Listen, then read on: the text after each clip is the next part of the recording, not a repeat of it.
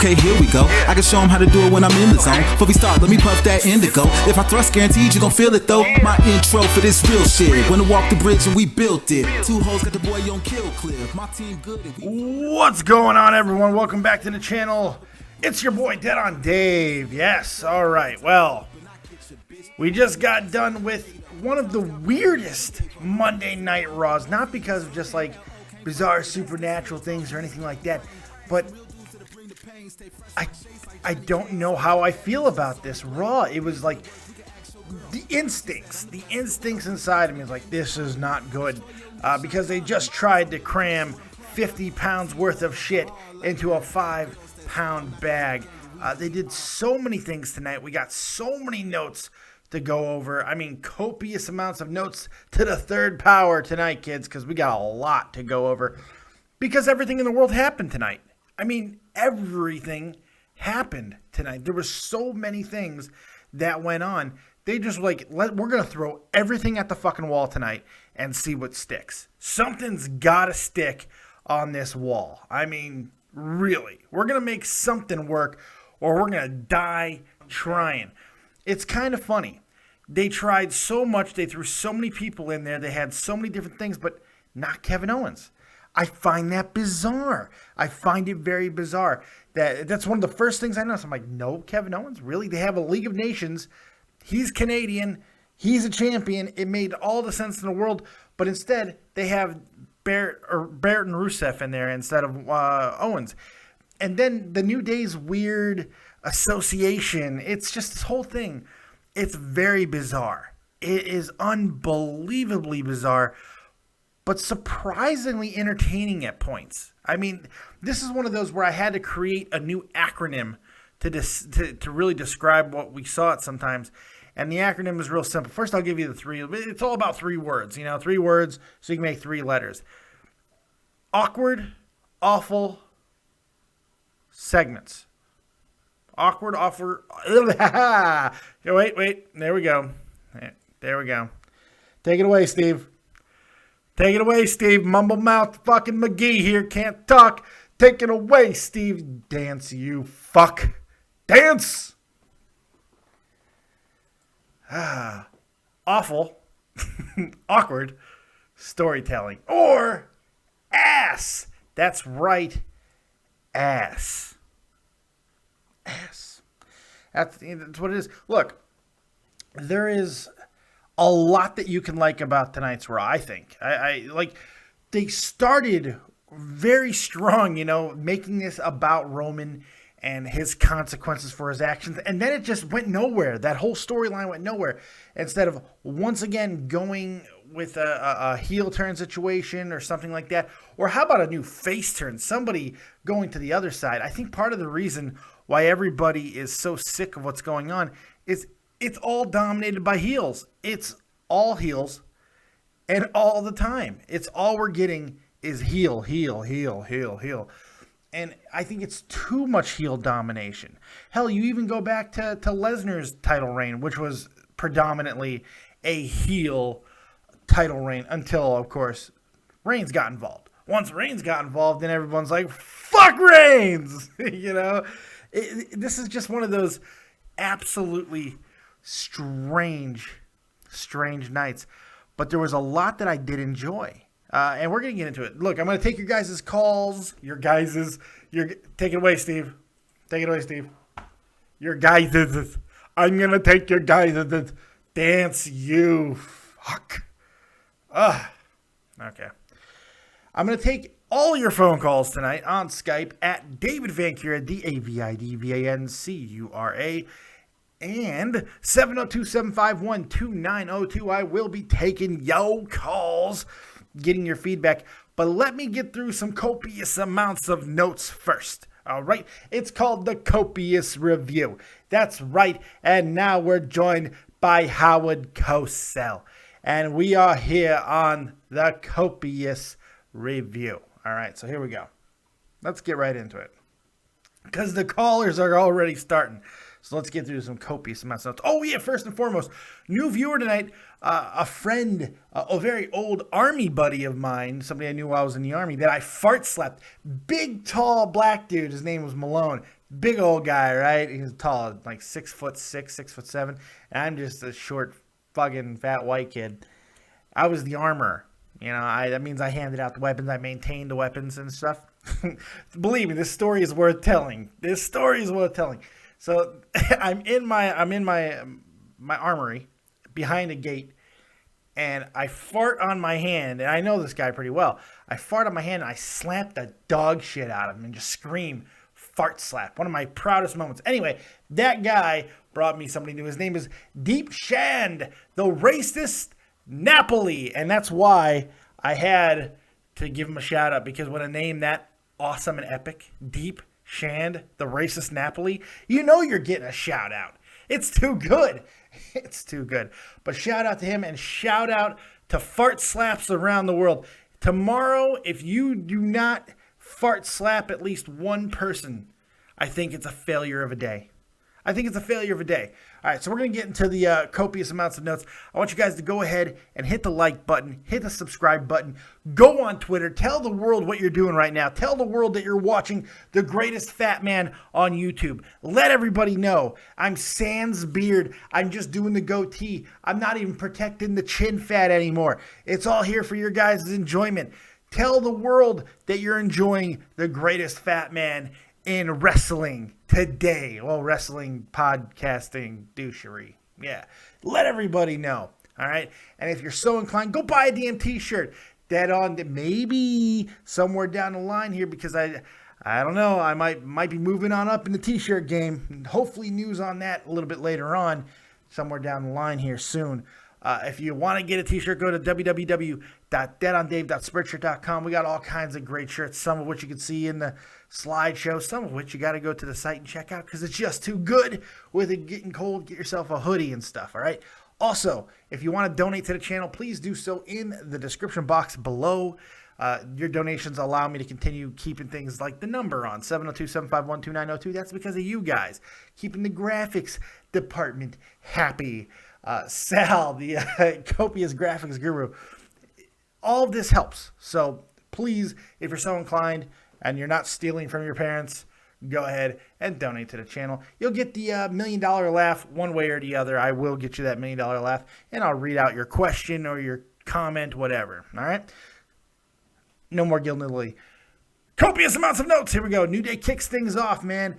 And if I needed another goddamn reason to love the New Day, they did the fusion dance. Dragon Ball Z fusion dance. Oh, so great.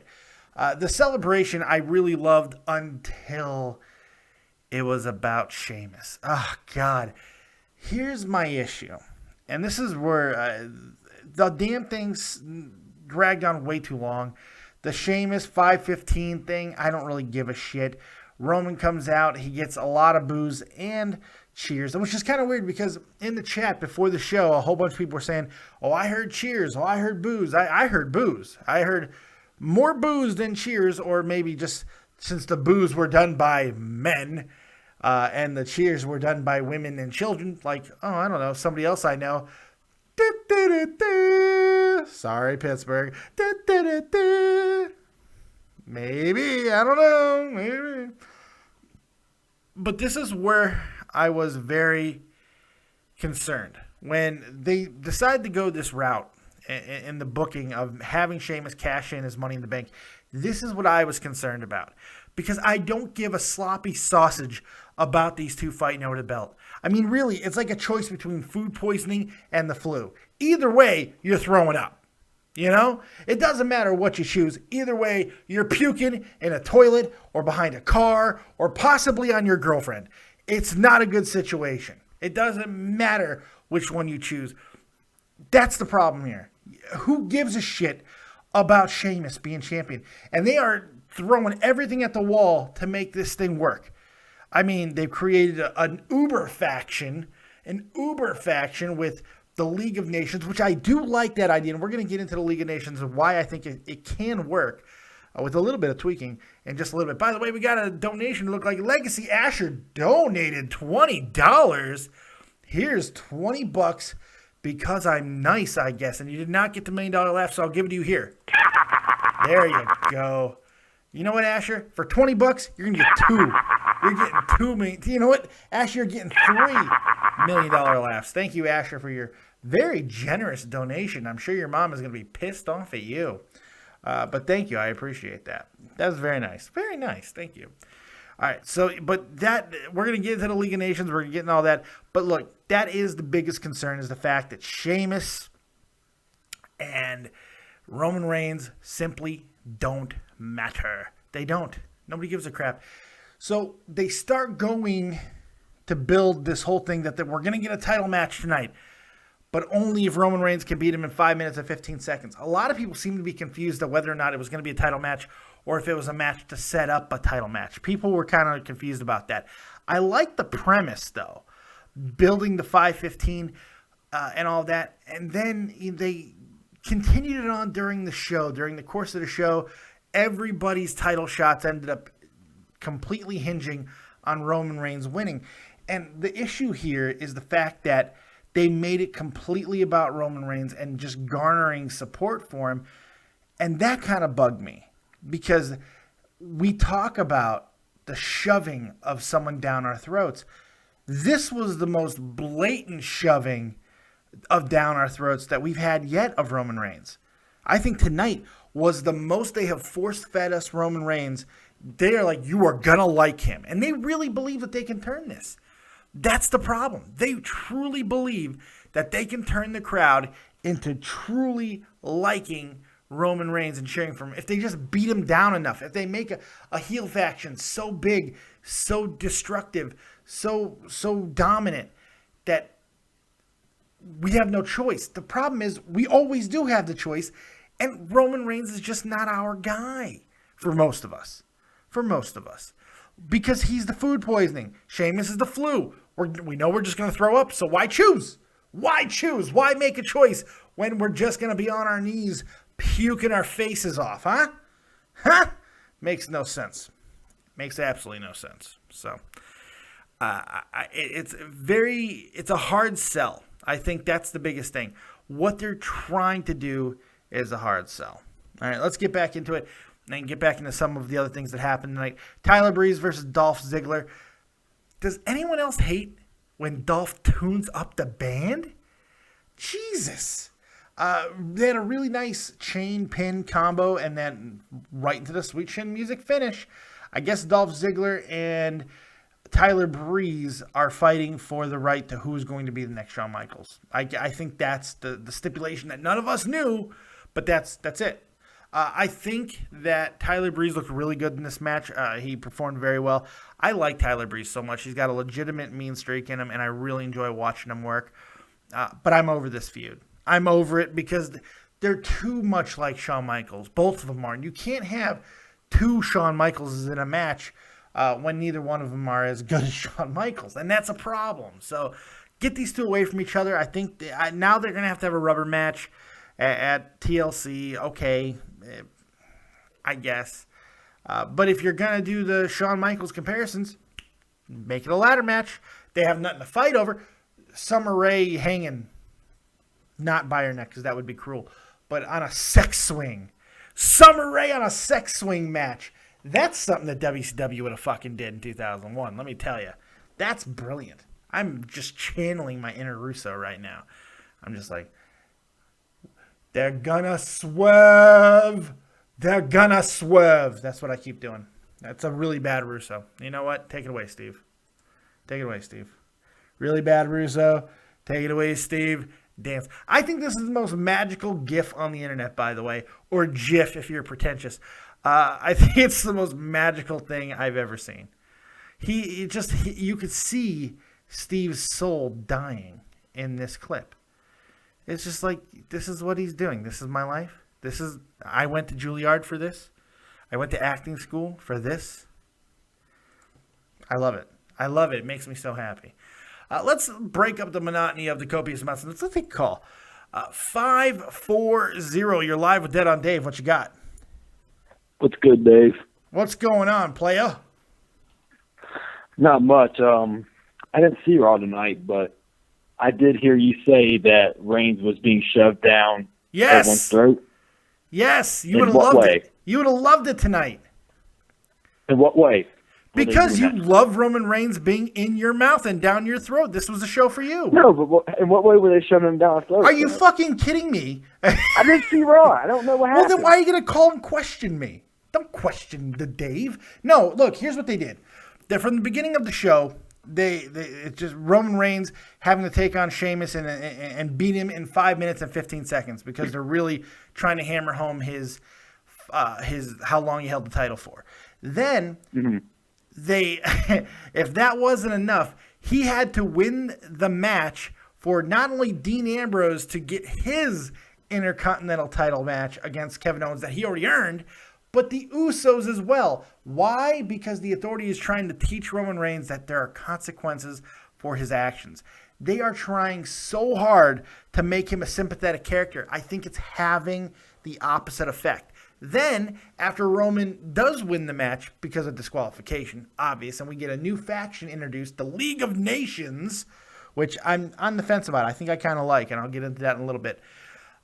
Then they have a 7-on-4 handicap match, and one of the Usos goes down with an injury. So essentially, it's 7-on-3, and it's ridiculous. It's completely shoving down the throat. Man, missed a good night, huh? Yeah, for you, it was a very strange night. Like, I can't damn everything that happened tonight. I want to, because there is a lot of weirdness that happened with WWE. I think they tried to do too much tonight. Instead of making it simpler, they went even more high concept. But the problem is they started down roads and didn't finish in the same show. They didn't even have continuity in the same 3-hour program. And that's a big problem. That's a huge problem. Bigger than almost anything else I can think of. Huge problem. Dang. What else you got for me, Pittsburgh? You didn't watch, so I know you don't got much. Another thing I want to say is, as of last night, Panthers #1 in the league. No, they're not. They're still not the best team in the league. They have the best record, but they're not the best team in the league. Look, we're not turning this into the NFL talk. Look at their goddamn schedules. The Panthers may be undefeated. Congratulations to the Panthers. Congratulations to the Panthers for being undefeated. But they're not the best team in football. They're not the best team in the NFC. Yeah, the fucking Patriots have to cheat to get to the Super Bowl. Oh, the Patriots are cheaters. They don't need to cheat. Yeah, then when the rest they don't need to cheat. The a little bit last the night, Patriots don't. Now, God, stop crying. Stop crying. Is that all Pittsburgh does is cry? Stop crying. No, I'm just trying to make a point. It's an old point. And the Patriots fans are complaining about the officials from last night's game, but yet they've cheated the past 10 years. This is not a football show, and I've dumbass. got away with it. This is not a football show. I don't give a fuck. You know I do. It's my show. You got to respect the show a little.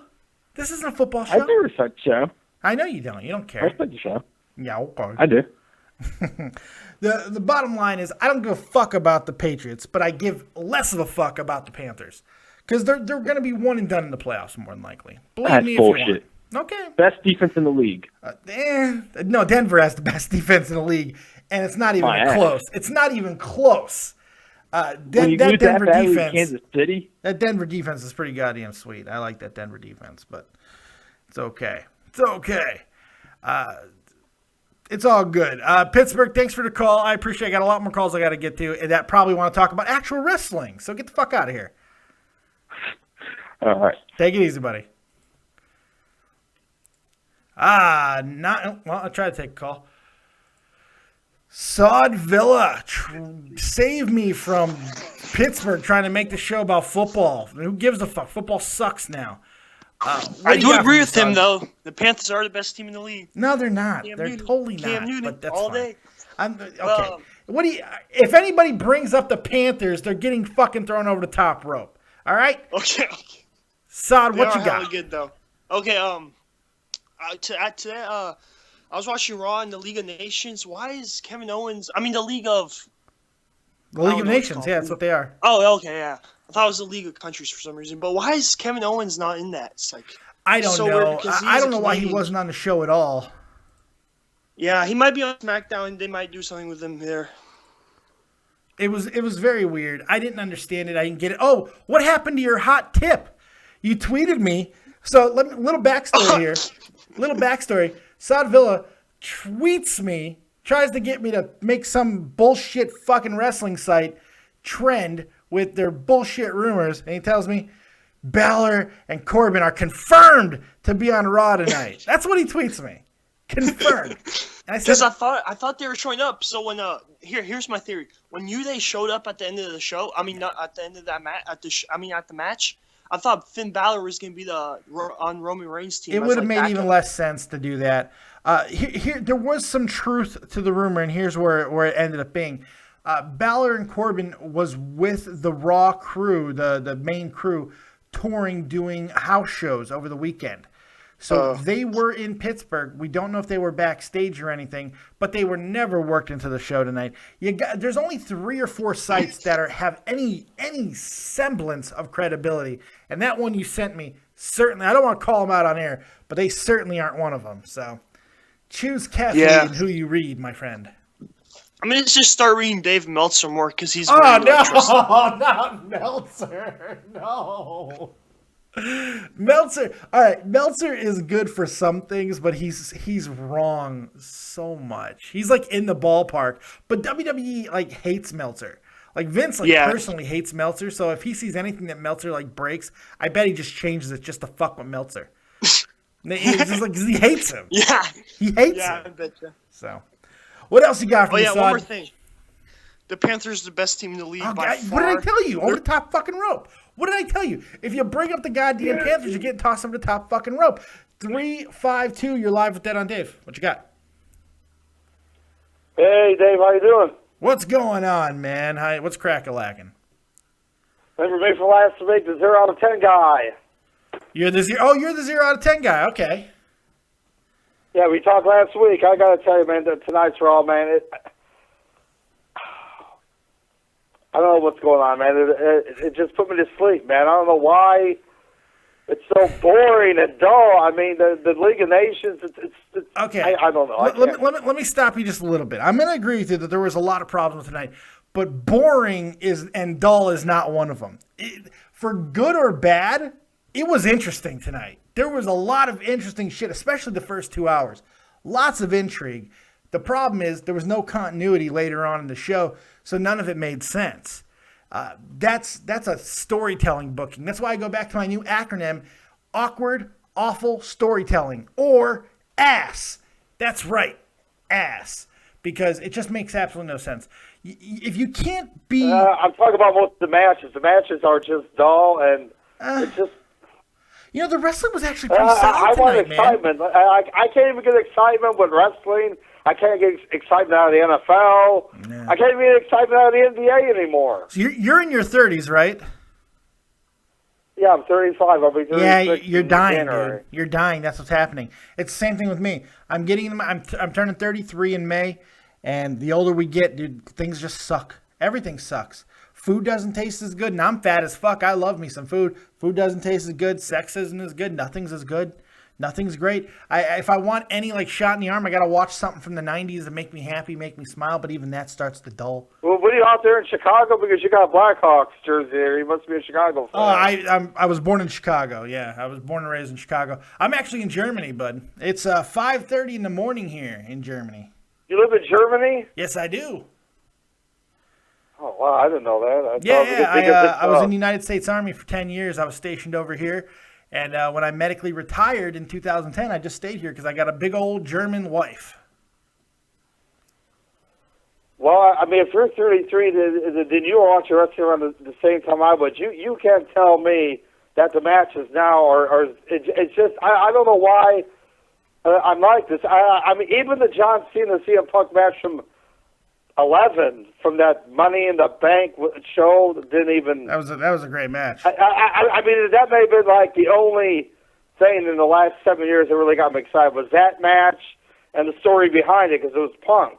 Well, see, here's the thing, though, and I know the reference. I know the reference you're trying to make. You're trying to go back to like how great the wrestling was in the Attitude Era, but the reality is, I don't think the wrestling was fucking all much better than what we have now. It was the storytelling. It was the fact that creative, was no limitations, and everything. Oh, look, the most over guy in the Attitude Era was Stone Cold Steve Austin. He was a punch, kick, and stunner guy, and that was it. That was it. I know, but you don't understand. Oh, WWE is doing WCW booking like 2000. Oh no, it's not that bad. It's not that bad. It's not Judy Bagwell on a pole bad. No. There's some stupid shit back going then. on. They at least had the guys I like Luger. They still had Hogan up until July. They had Buff Bagwell. They had Steiner, Sid, until he broke his leg, which is really almost made me heave. Yeah, but I mean, all the guys I liked are gone. The only guy I like in this roster right now is Lesnar. Lesnar is the only reason I watch it. Well, you got to start getting some of these younger guys because there's actually a lot of talent. In fact, I think you can make the argument that this is the deepest talent pool that they've had in 20 years. They're just not utilizing them correctly. The problem isn't talent, man. The problem is not wrestling ability. The problem is storytelling. The problem is creative. The storytelling is so bad that it made me not want to buy WWE 2K16. Well, that's a video game. Who cares? You can make your own stuff. Don't let it do that. Is it just because you don't want to give WWE your money? I give them my $9.99 a month. Oh, we'll keep doing that so you can at least watch the Attitude Era. What's your rating for tonight, bud? Yes. 0 out of 10. Is it just like SmackDown? Dave, I'm sorry. I wish it would be more exciting.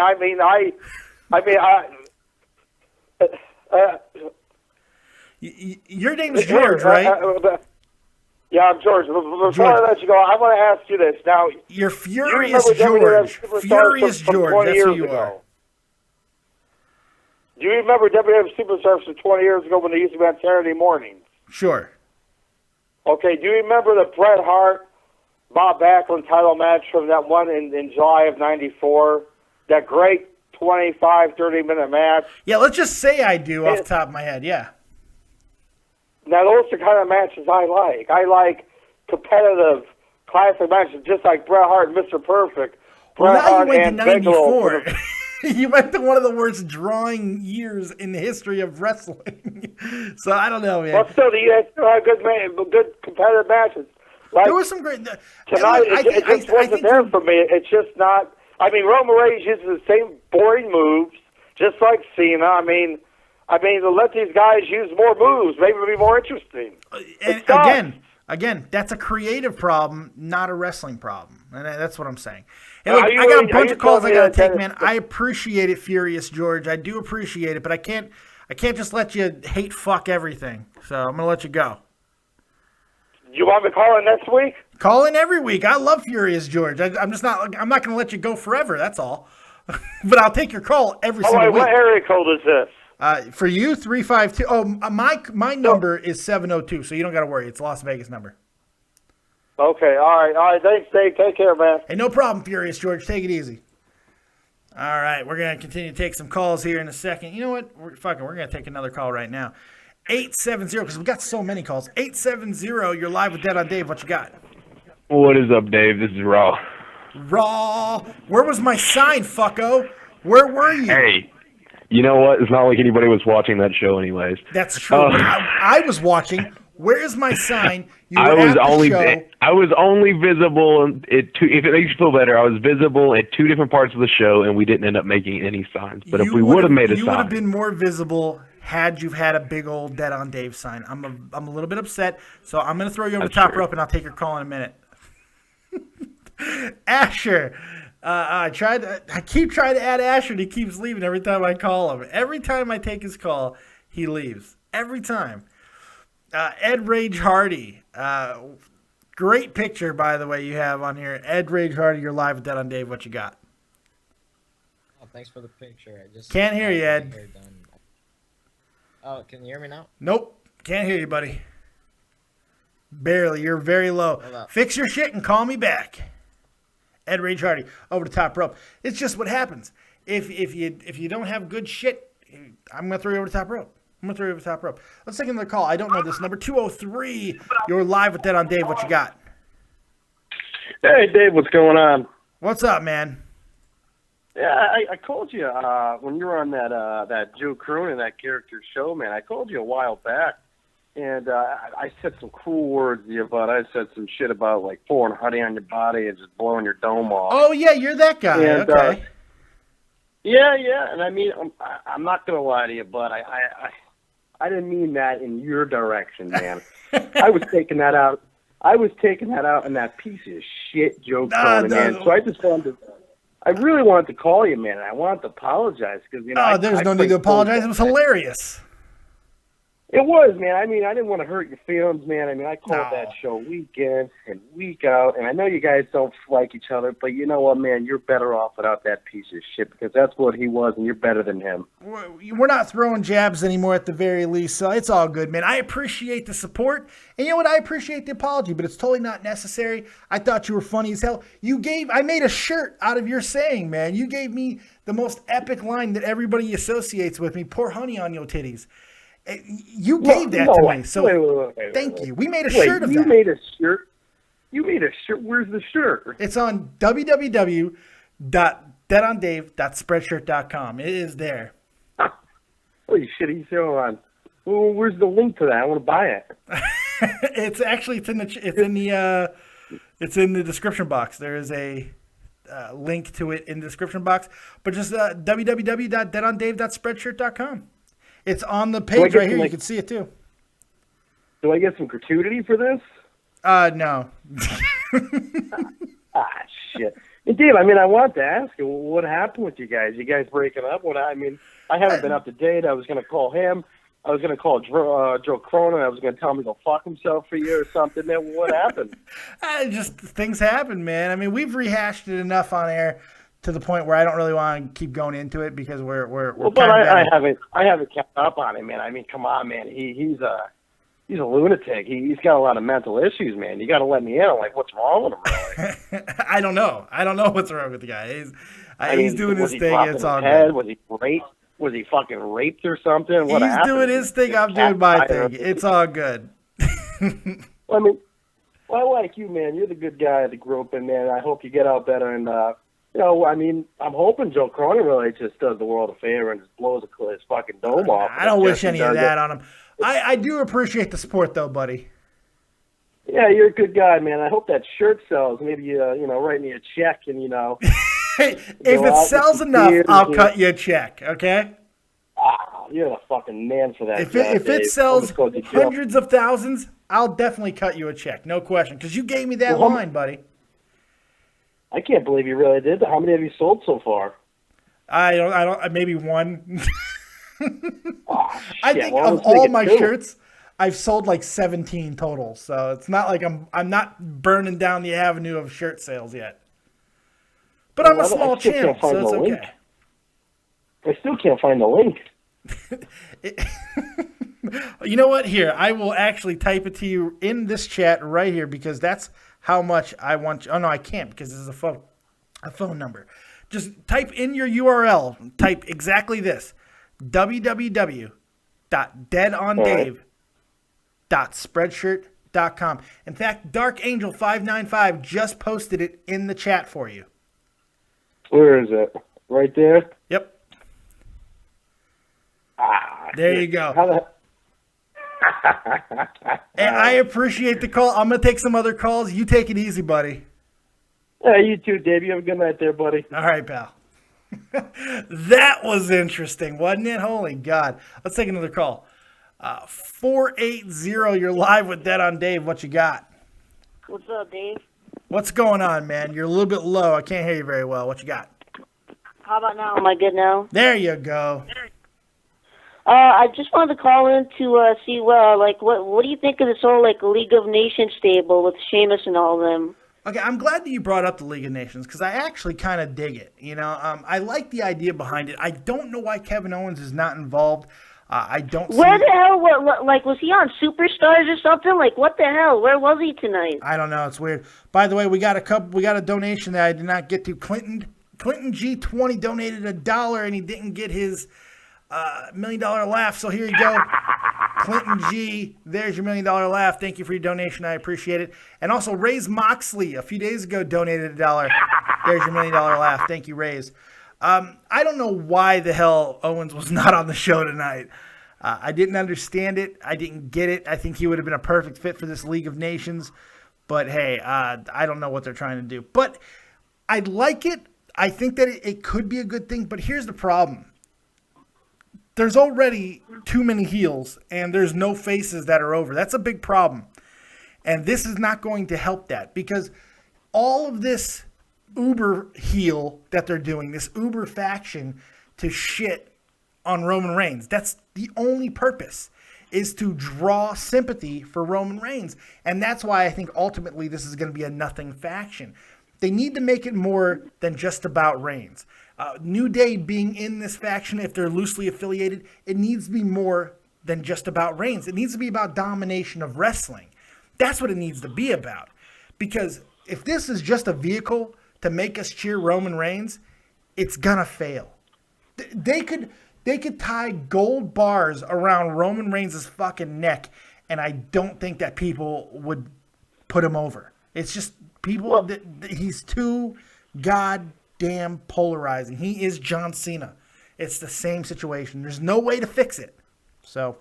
Well, I mean, that's exactly what it is. I mean, it's like Ambrose. He was like an afterthought. Like, he took the fall, and yeah, I don't know. And I mean, like, way to make him look good. You know, he's going up against Owens at TLC, and now we're supposed to believe that he can. I don't know. It's weird. And you know what the funny thing is? They keep punishing him because they're saving that bullet too, because that's the final bullet they have. They're like, if nothing else works, we're gonna keep punishing Dean Ambrose. We're gonna show him that being friends with Roman Reigns is not good, and then if nothing else works, we can always have him turn on him, and that'll work, you know. And it won't work because people. No, it's not gonna work because people. Yeah, exactly. They're gonna love that. They're gonna eat that up. Yep. I mean, the people are not gonna cheer Reigns. I mean, that's just the way it is. He needs to be a heel. I mean, that's just what it is. He needs to be a heel, or WWE just needs to accept him what they wanted him to be. They wanted him to be a John Cena type character. He's getting the John Cena reaction. That is the reaction he's getting. He's getting an identical reaction to John Cena. John Cena's a little bit louder, but he's getting the exact same reaction. Why can't that be good enough? Why do we have to like Roman Reigns? Why is that so important? It's not going to affect his t-shirt sales. He's going to sell the same amount of fucking merch. It doesn't matter. So I don't understand, why do they have this compulsion just to prove that they're right? Because that's what it feels like, and that's insulting, you know? It is, and I don't know. I mean, Vince and Kevin Dunn they just really don't know what they're doing, and but you know, I mean, I thought Raw was. I'm gonna go ahead and say it. I'm gonna give it a solid 7. I didn't think it was that bad. It wasn't bad. That's the thing. It wasn't a bad Raw. It was just really fucking weird, man, wasn't it? It's just they tried to do so much. But hey, I appreciate the call. I appreciate your rating. Take it easy, my friend. Over the top rope you go. See ya. Asha, Legacy Asher. You're live with Dead on Dave, Mr. Asher. You've been trying to call. I told you to hang with it, and I got to you. What you got?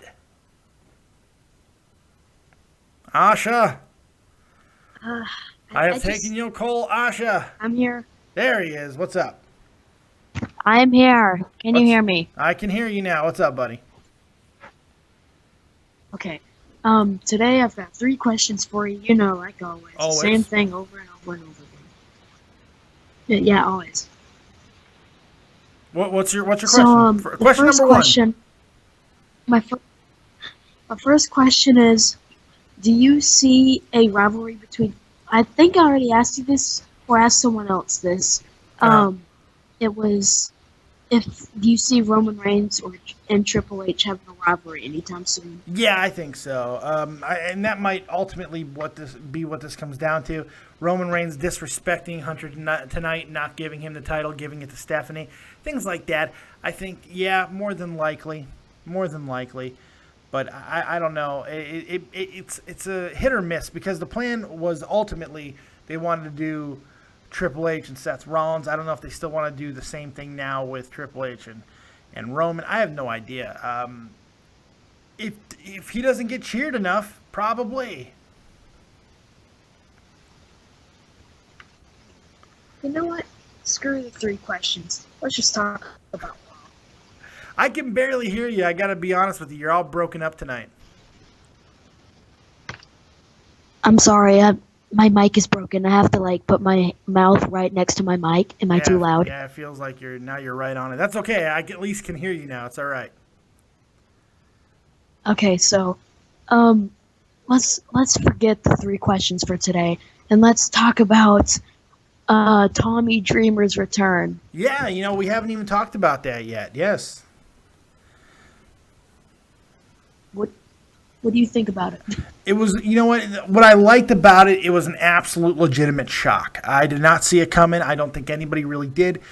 Tommy Dreamer is interesting because he just does whatever he wants. He cross promotes with anybody who'll put him on television, and then he'll stab him in the back. He doesn't care, because Dixie Carter's got to be like, what the fuck?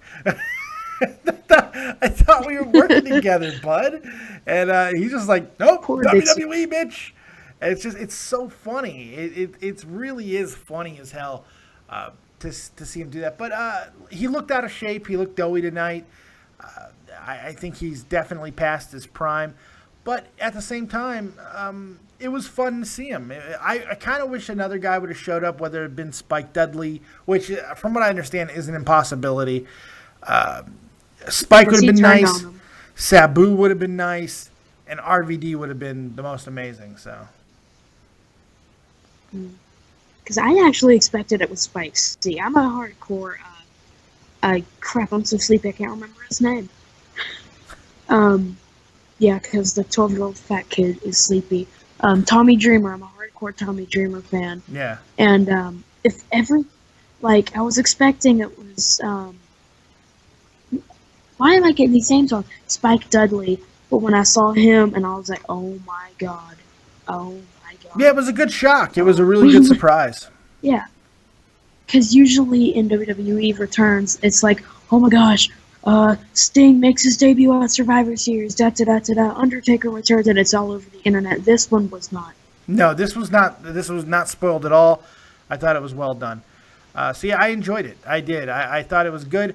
I don't know if they're setting up a 6-man table match at Survivor Series, or I'm not Survivor Series, at TLC. I think that's where they might be going, but I also have a feeling that Tommy Dreamer, this was just a one-off situation, that he was just there tonight to kind of help with the ratings, because they really did panic about the ratings for the first time in a while. They really did freak out about it, and you could tell because tonight they just threw everything at the wall and was like, let's see if this will stick. Let's see if this will stick. Something's going to fucking stick tonight, and that's what it felt like they did.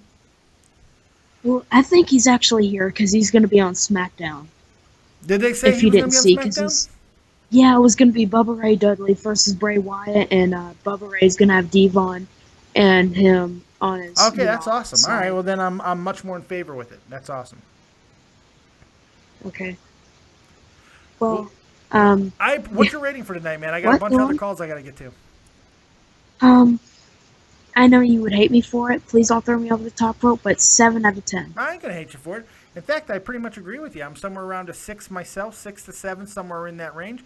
And I'll never hate you for a rating. I might throw you over the top for a rating, but I'll never fucking never hate you for a rating. It's your opinion. That's the beauty. That's what people don't understand. That's what a lot of the trolls and the haters don't understand. This is all opinion. You can't be wrong. You can't be wrong. I can think some of the things that people say are retarded, but they're not wrong. They're opinions, you dicks. Everyone's a dick. They're opinions. It's completely fine. I'm somewhere around there. So no, I don't think it was a bad show tonight. It was very weird. It was disproportionate. There was no continuity, but it was entertaining as hell. It was intriguing. So it worked for me. Mostly. I appreciate the call, Asher. Thank you for the donation, by the way. Can I say one more thing real quick? Of course you can. Thank you for actually staying with me, because if I can't call on Joe Cronin, I stay on there 30 seconds and they screw you and they freaking hang up on me. That's why I love calling in on here, because you're professional, funny, and you actually talk about stuff and not kick people from the call who are kids. I appreciate the kind words, man. All right, have a good day. Take it easy, my friend. Let's try to take another call here. Ed Rage Hardy, we're going to give you another shot here Second chances don't come easy, son, so don't mess it up. Ed Rage Hardy, you're live with Dead on Dave. Sorry to fucking. There he goes. Now we can hear you. It's for Botchamania moment right there. You did have a Botchamania moment. That was pretty sweet. I'm gonna call you Naomi. Oh, no. No, it's just I got a new computer and I decided to use it and I called Skype here and I just fucked up. And I heard that you complimented my picture and I want to thank you for that. Yeah, is that you? Yeah, that's me. You do look like a mini Seth Rollins. Good job. Good job. What did you think of tonight, bud? Well, I thought it was shocking. Yeah, I think that's the right word. Because I like that the Tommy Dreamer thing did not get spoiled. No, it didn't. So nobody knew about this. I'm like, because when they were like, when Bubba Ray and Devon were talking like, oh, we have one guy, and I'm like, well, it has to be Spike or something. Right. I don't know. And then it's like Tommy Dreamer. I'm like, Tommy Dreamer, what the fuck? You know, the funny thing about it, the reason why I didn't get spoiled, and this is going to sound messed up, Tommy Dreamer is one of those guys that when he appears, people are really excited. But other than that, nobody really gives a shit about Tommy Dreamer because he's a legend. He is. But it's fucking Tommy Dreamer. But he's Tommy Dreamer, you know? Like, you could say it both ways. That's the funny thing. You could say it with emphasis. You could say it with disdain. You could be like, it's Tommy fucking Dreamer, Dave. And I can come back at you and go, it's Tommy Dreamer. It's like, really, it's Tommy Dreamer. I've never been a big Tommy Dreamer guy. So it's just like, it's Tommy Dreamer. It's good. He's good for a pop. And, you know, the Pittsburgh crowd seemed to really get into it. So it was good. It was good. Yeah, he was one of my favorites in ECW, so yeah, He I was, pretty he much was the enjoyed heart it. and But soul of ECW. Here's why Yes. I don't like Dreamer now is because he continues to try to keep it going. He's tried to revitalize it in every organization that will let him, and it's just constant. It's just he doesn't stop, and it's so funny to me. But he'll be doing this shit at 70 years old, I swear to God. He'll be screaming ECW. he's gonna be the new Ric Flair. Yeah. He is the poor man's extreme Ric Flair. I agree. What else you got for me, bud? I want to talk about how interesting this Sheamus Revolution or whatever he got. Interesting's a stretch. Like it's sort of interesting because hey, when the fuck is he gonna lose the title? Because like this isn't gonna last long if he loses the title early. See, here's the thing. It's interesting if this becomes more than just about Roman Reigns. If it becomes more than just about Roman Reigns, then you're 100% right. This is interesting as shit. This is great. They can make it work. They have to make it more than just Roman Reigns. Everything tonight was about Roman Reigns, and then they didn't finish the story. They started this great story about consequences and you know everybody feeling the consequences, and then nobody felt any consequences. So it kind of felt like a very let down moment and like a wah, wah, you know, and that's a problem. And then ultimately it just became about 7 guys, the top 7 heels in the company basically now, beating the shit out of Roman Reigns. Oh, you know, if Roman doesn't win this, you know, you're out. You know, I didn't mind that. I actually liked that. I liked that build throughout the night. I don't know. I did not like that. I really did not like that because, like, okay, so if Roman doesn't do this, then you won't do that. But well, see, I liked it had there been a payoff. I thought there was going to be a payoff, and for me, the payoff would have been. This is how I would have booked it. If you were going to have that situation with when you're telling everybody that if Roman doesn't win, then your title is done, and it's because your title opportunity is done, and it's because you have a relationship with Roman, and actions have consequences. This is how I would have booked that. I would have had Roman Reigns actually beat Sheamus tonight for the title. Okay, I would have had him actually win the belt off of him, and then a instant rematch being announced by the Authority because they have the power to do so. Instant rematch. They would have done this, and then you have Dean Ambrose turn on him. That's a payoff. Yes. That's a payoff. That would be fantastic. And maybe even the Usos, but you don't want to see. But here's the problem with doing that. Now you're making three more heels. You know, the thing is, we need faces, and the reason why more faces are not being built is because you're aligning all the faces with Roman Reigns. How many fucking faces are in that company now? None. It's like it feels like there's none. There's not. I'm actually looking forward to John Cena coming back a little bit because at least I know he's a face. There doesn't get any facier than John Cena. He's the faciest face in the whole world of faces. Listen, I don't like Cena, but I'm missing him a little bit because because the U.S. Title isn't being used there really. Oh, and now who knows what's going to happen with it now? Now that he's part of the League of Nations, I have no idea. Hey, I got some other calls I got to get to. What's your rating tonight, bud? I'm gonna give it a 7, but thank you for taking my call, Dave. Hey, no problem. Thanks for continuing to be patient and continue to call in. I will get to everybody. By the way, I will probably buy one of your shirts soon. Yes, go buy a Dead on Dave shirt. I will try to convince my dad. Absolutely. www.deadondave.spreadshirt.com. Go buy. There's some awesome shirts on there, man. Some really cool ones, and a damn copious mug you can drink from my face. Get it for your dad for Christmas. Say, drink from the copious man's face. It's awesome. But I appreciate the support, buddy. All right, thank you, Tim. Take it easy, man. Over the top rope you go. I got to get Raw back on. I promised I'd get him back on. So, Raw, you're live with Dead on Dave. I made it, you Dave. Made it back. I made it to the top. Your perseverance touched me. It touched me deeper than I'd like another man to touch me. But you know what? Now that you touched me, I kind of liked it. So it's all right. I made you feel sorry for me better than this Roman storyline ever could. You were able to do what the WWE cannot do with Roman Reigns, and that's make sympathy. Because it was natural. It came from the heart. It wasn't corporate BS. Oh no, not they're a corporation, Dave. That's the problem. Hey, I'm not a hater of corporations. I'm a libertarian. I can't. Fuck the corporations. 1%. We're free everything. We don't care. We are the 1%. We're the 99%, Dave. That's okay. I'm anti-monopoly, but I'm pro-corporation. I'm a free market guy, so yeah. I'm definitely a free market guy, but there's a whole political debate that we can get into, but it's not worth it. Nobody cares. This show is not about reality. Fuck reality. We're here for an escape. What you got on wrestling, man? Let's quit with all this fake politics and get to something real like wrestling. But Exactly. Anyways, my main problem with tonight, more than anything, was the psychology, and that's been a problem with me a lot lately. With different things that just don't add up or make any sense. And I was talking to somebody else tonight, and I was like, it's like they're just saying, "Can we do that? Oh yeah, we can. All right, we're doing it. All right, can we do this? Yeah. All right, let's go for it." But it doesn't make any sense. And here, let me explain where I'm coming from. Early on, Roman Reigns sucker punches Sheamus. He doesn't come out when he's challenged. He waits till he turns his back and sucker punches him. Yeah.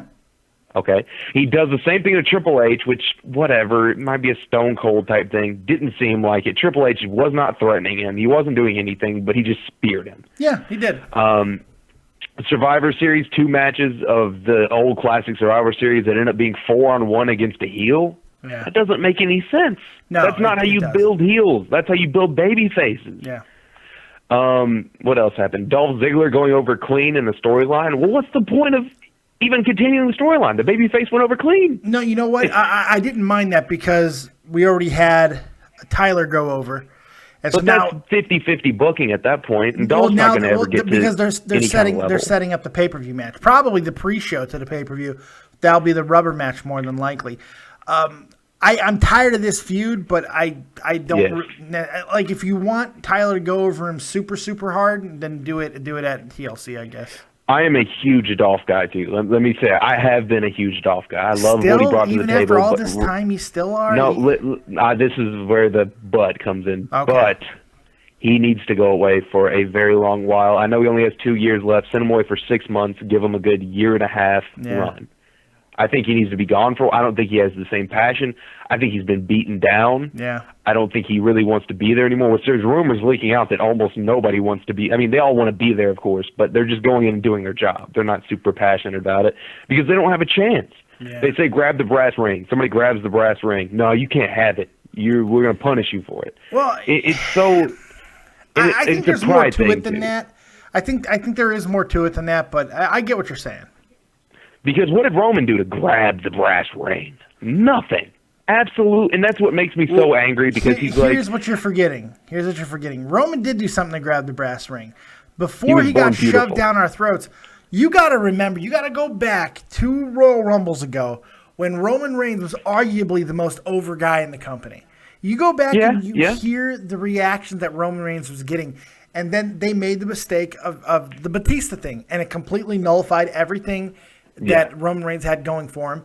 And then he got hurt. Also ending it with Big Show and Kane being the last two. And then he got hurt. Forget about that. Then he got hurt, and then he started going into feuds with those type of guys, and they did him no favors. And they really didn't. And because they really turned him into a cartoon. We all knew at that point too that he was the guy, and everyone's going to rebel against what they want. So it's a tough situation. It's a lot harder than just going Roman Reigns sucks, get him the fuck out of here. Yeah, of course. I mean, I don't think I don't have any problem with him being a mid-card guy right now. He might ascend to, I wish he was good. That's the thing people don't understand. A lot of fans, I'm sure, do. I mean, I'll straight out say it. I wish he was better than he is. And I think he has improved. Yeah. Not as much lately to me as he did I feel lately he's regressed. I felt there was around WrestleMania and a couple of months after, I felt he was really starting to hit a stride, and then he just kind of took his foot off the gas, Because it just seems like I'm sorry. I know it's a pride thing. When it comes down to it, Vince has a lot of pride, which is good in some scenarios. However, when it comes to making money, I'm going to quote Pulp Fiction. That's your pride talking to you. Fuck pride. That's your pride. Make your money. But here's the thing, though. Exactly. Here's the thing. They're still making money, man. That's the thing about it. It's hard for anybody to really come to Vince and go, we have a problem, when Vince just opens up his checkbooks and fucking money starts popping out. I agree. It makes it difficult. I agree. Go ahead. Sorry. I was just... And a big problem is not really Vince. It's the constant chirping that I'm sure Kevin Owens does in Vince's ear, because everything Vince thinks, Kevin Dunn is just like, yeah. Don't worry, I got your back. And they have this power thing, Well, they have yes men. He's surrounded with, they're all yes men. They all love each other because they've been in, the business together. They're just, whatever you think, cool, awesome. Like I said, the psychology these days doesn't make any sense. And I'm not one of those people that's like, the Attitude Era was the greatest thing. 40% of the Attitude Era was great. Yeah, I think a little bit more than that. I think there was a lot of great in the Attitude Era. I think there was a lot of overblown in the Attitude Era. Yeah. But even at 40%, it's greater than any other era in wrestling history. That's what I'm saying. Yeah. All you need in a wrestling show is around 40 to 50% awesome. Whatever. Throw the kids that other 50 crap. I don't care. I'm not asking for Finn Balor, Kevin Owens 100% of the time. I just need enough to keep me around where I'm not sitting there in the final match watching Kofi Kingston in whatever Uso happened to be in the ring at the time, what seemed to be an Iron Man match. Here's the thing. You want to give me the New Day. I love the fact that New Day was all over this show. I love the New Day.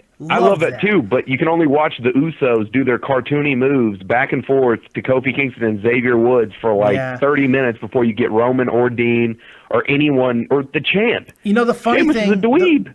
The funny thing, and I'm glad that you brought up the Usos. The funny thing about the Usos is I was actually really glad that they were back up until tonight. Tonight is when they really showed that they are still the same tag team they have always been. They have not changed one iota, and they get really repetitive really, really quickly. Yes, they do. And back to Sheamus really. I'm kind of jumping around because I'm trying to hit a lot of points because I know you got callers and such. But just watching him dance with the New Day, I'm like, we have the dweebiest champion I think I have ever seen in my entire. This dude is a goof. Get a powerful heel in there. They had the chance to turn Sheamus powerful, but they made fun of him in the show before he took it back, so squash that idea. I don't understand it. I don't know if Vince thinks or Kevin Dunn or Vince thinks it's like hilarious, like, oh, they'll hate him. it makes me I just don't care. I don't care. I don't think many do. And you can chalk it up Here's to the one factor. Here's the one factor you're not taking into consideration. The things that Sheamus is doing, and you got to remember, it comes down to demographic. The things that Sheamus are doing does get him hated by the demographic that they're targeting. That's kids. Yeah. You have to remember, in the Attitude Era, the demographic was 18 to 40-year-olds, 18 to 35. That was the demographic. It's not that anymore. It is 7-year-olds to 16-year-olds, and maybe not even 16-year-olds, 14-year-olds, you know? That's the demographic. And I think to go super. Okay, that's why Seth Rollins is a weasel heel instead of a hardcore heel. And is it a big shock that came after a very uber heel Brock Lesnar reign that only turned into a face reign when Roman Reigns got involved? You know, up until that moment, it was heel Lesnar as champion who never showed up. Who never showed up. You know, so it's a tough one. It's really hard. When you got to look at it from different angles. I mean, or I guess you don't. You know, you can just say, fuck it, I don't like it, and that's it. That's completely fine. I think the reason why I overanalyze it the way I do and I look at it from as many angles as I do is because that's the only way that I can keep myself going. It's just, I'm 32 years old. And I understand that they're going for kids, too. I really do. I understand there's money there. There's fast money there. But the problem is, I feel like I've heard this before. You make a kid a fan, you have a fan for life. I don't believe that. I don't see that. Everyone I talk to about WWE is like, yeah, I watched that when I was a kid. Guess what? They're not paying anything anymore. But here's the thing. When you can cater to adults and kids, you also have the parents wanting to get their kids into it. Older people, guess what we do? We fucking die. Kids are always turning. There's always new kids. There's always new crop of young kids. It's just, that's why you go after that demographic in this era when wrestling is down as an industry. You target that demographic because it's always self-replenishing. It's always. But what I'm saying is, I felt like we were on almost the crust with all the new talent and all the new possible interesting ways to go at it. New brands being put on TV. Just earlier this year, I was like, man, I thought we were on the cusp of boom. I did too. Yeah, I did too. But they just completely injuries. The injuries didn't help. I'm not going to throw it all on them. Injuries didn't help. Things didn't work out with TNA, Ring of Honor, etc. I love Ring of Honor, but I can agree their production quality would turn off new viewers. Terrible, causes eye cancer, as you said. But it's just so sad because to me, if you can get the adults involved in it, sure, you know, like you said, they're going to die, like you said. However, they're going to pass that on to their kids, and they're going to pass that on to their kids. Because that's I can't stop thinking of that as an alternate route, because then you're getting the adults involved too at that point. At least give something for the adults to enjoy. Think they do. Otherwise, I think you're now I think that you kind of are ignoring some of the stuff that we've had in the past few months. We've gotten into are we forgetting the John Cena Cesaro matches, the Kevin Owens situation when he first came up? There was a lot of great shit happening there, and we were talking about it. It was great earlier this year. That's a couple months ago. I'm just talking about. You got to remember something else. This is the other thing that you got to remember, and it's very important. WWE figures that they can get away with what they're doing because they give us the one thing that we ask for. They give it to us in NXT. We have everything that we want down there in NXT, and we watch it every single week. So, I mean, it's hard to fully bash them when the same company is giving us everything that we're asking for. And guess what? Yeah. That's growing. So it's a double-edged sword. Do I think that they could do the exact same thing on Raw? Absolutely, no question. Should they? Mm-hmm. I don't know, because I don't think that there's a large enough demographic that is going to support what they do with NXT. Why NXT works is because it caters to the 1.4 million hardcore wrestling fans that buy the network. That is about your base of hardcore super fans that actually want to see that style. About 1.4. And that's what they have in subscribers. I don't think that's coincidental. When you go bigger than that, when you go into the millions of viewers and to the bigger they're not getting many more millions as of late, which I know is always a down period. They're still around 3 million. You're still doubling that audience, and that's your kids. They went 2.1 last week. No, that was a 2.1 rating. It was I think it drew 2.8 million. It fell in 3 million for the first time.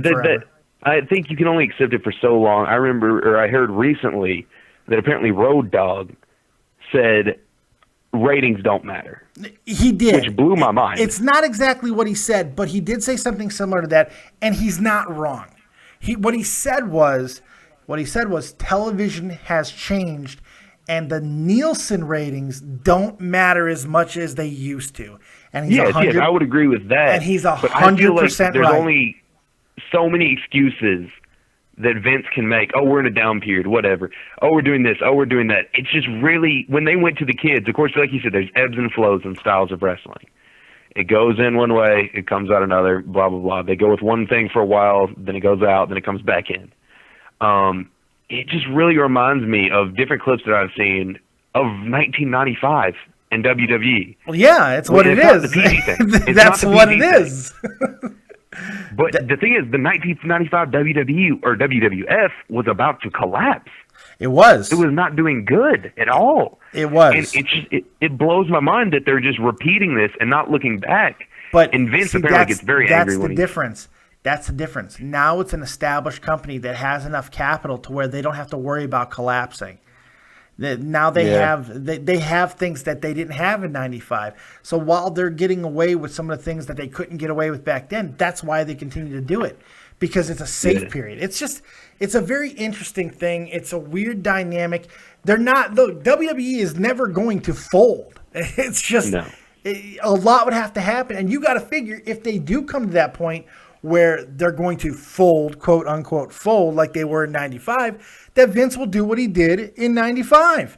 He'll go back. But which is really sad that it really does take that much for Vince to give up his pride and actually do what's good for business. Because the only thing that Vince McMahon cares about, I think he cares about wrestling. He does. But the bottom line to him is the fucking bottom line. It's money. If you don't fuck with his money, then he doesn't give a shit. It's the only thing he cares about. And as long as his money continues to be in the profit, he's a happy camper, man. He's going to continue doing the things that he does. Now, all that being said, tonight, I think there's one major positive to take away from him. I'm going to let you go after this. There's one major positive that you can take away from tonight. What I saw tonight was feverish, absolutely panicked booking. They panicked tonight and threw everything at the wall that they possibly could. That tells me that they're concerned. And that's not a bad thing. Maybe some greatness can come from this. We'll see. Yeah, I don't know. Exactly. Because at the bottom line, I really do want it to be better. I'm not one of those people that hates. I don't love some of the stuff that WWE has done in the past, but you look at any company, you're not going to like their past that much. Yeah. But it just, I want it to be good. That's the bottom line. I'm not a negative person. I want it to be. I cut three hours off my lifespan every single week. I know. I want it to be good. Hell, more than that when you consider NXT, SmackDown, and all the other wrestling that I watch. SmackDown. I just watch I watch about 45 minutes. Think about this, and I really am going to let you go after this. But think about this for a second.